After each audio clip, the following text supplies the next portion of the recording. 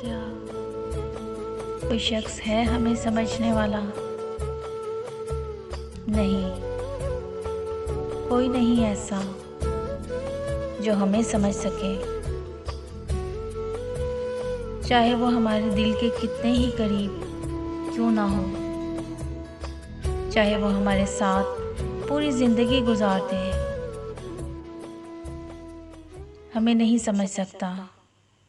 कुछ दुख, दर्द, कुछ जज्बात ऐसे भी होते हैं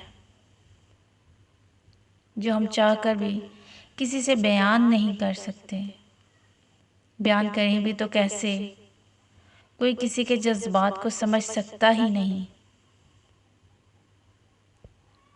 हमें कोई नहीं समझ सकता सिवाय हमारे रब के, जो हमारी शहरक से भी ज़्यादा करीब है। इसी ने